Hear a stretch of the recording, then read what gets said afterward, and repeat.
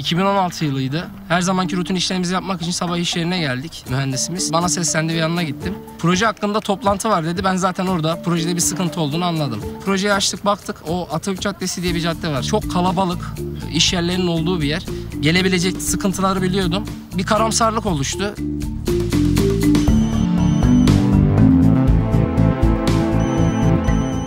Sonradan projenin önemini anlattılar. Bunu yapacağız dediler. Yani artık yapacak hiçbir şey yok. Biz projeyi aldık elimize. İlk önce mühendisimle konuştum. Dedim işte böyle böyle zorluklar çıkabilir. Vatandaşlar orada tepki gösterebilir. Bunun için bir önlem almamız lazım. O da dedi ki bana işte vatandaşlarla oturur, muhabbet ederiz. Projeyi anlatırız. Durumları izah ederiz. Onlardan da fikrini alırız. Bir şekilde hallederiz dedi. Ertesi gün ben dedikleri gibi projemi aldım koltuğumun altına. Gittim, orada bir Çınaraltı kahvesi var Pozantı'da. Oraya oturdum. İşte vatandaşlarla teker teker kapısını çaldık. Dedik gelin buyurun bir çayımızı içelim. Hem projeyi anlatalım hem yararlarını anlatalım. Neler olabilecek onları hep birlikte görelim diye.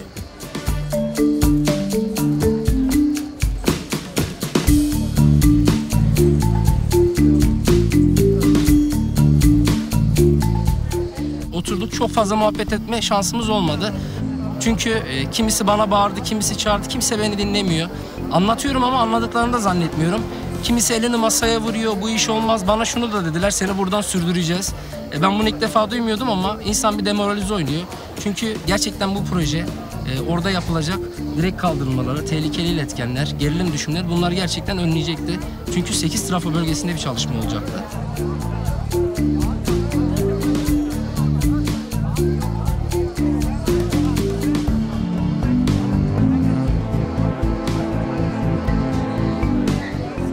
Anlatamadım ben derdimi. Kimse de dinlemedi açıkçası. Ben umutsuz bir vaka olarak gördüm bu projeyi. Yapamayacağım gözüyle baktım ama içimden de bir şey diyordu ki sen bunu yapacaksın, uğraş. Uğraş, uğraş.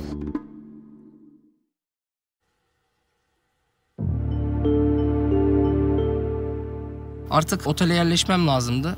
Bunun öncesinde bana müdürüm 2 ay veya 3 ay orada kalma durumun olabilir. Git gel yapamazsın. Çünkü sürekli problem yaşayacaksın dediğinde o beni bir mutsuz etti açıkçası. Ama yapacak bir şey de yoktu. Bu işi gerçekten bitirmek istiyordum. Biz de Enersa'yız. Bir şekilde bu işi bitirmemiz lazım ve dört dörtlük yapmamız lazım. Ben bunun için bir savaş verdim kendi içimde. Başaracağımı hissediyordum ve otelime yerleştim. O gece tek bir şey düşünüyordum.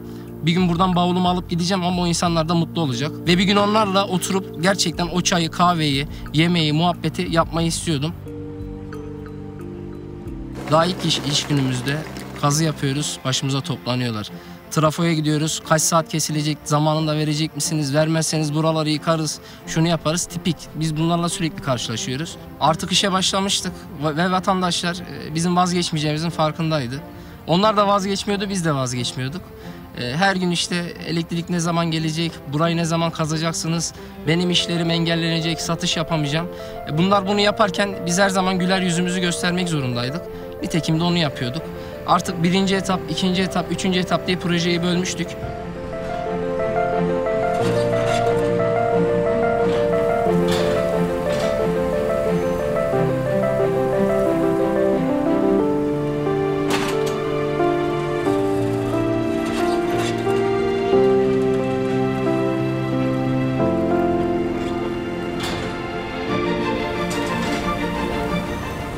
İlk etapta işlerimiz gerçekten düzenli gitti. Sıkıntımız yoktu. Kazılarımız düzenli gitti. Elektrik kesintileri zamanında kestik ve zamanında verdik. İnsanların yavaş yavaş bize bakış açısı değişti. İlk oturduğumuz, muhabbet etmeye çalıştığımızda insanların bana bir güvensizliği vardı. Ama sürekli sahada beni gördüklerinde onlara bir cevap veriyorum. Sorularını cevapsız bırakmıyorum. Artık yapacak bir şey yok. İnsanlar bana bir şekilde güvenmeye başladı.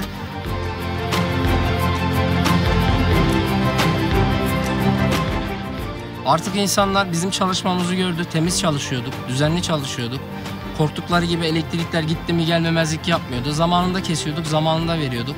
Ve en önemlisi o güvensizlik ortamı kalkmıştı. Çünkü talepleri karşılandı.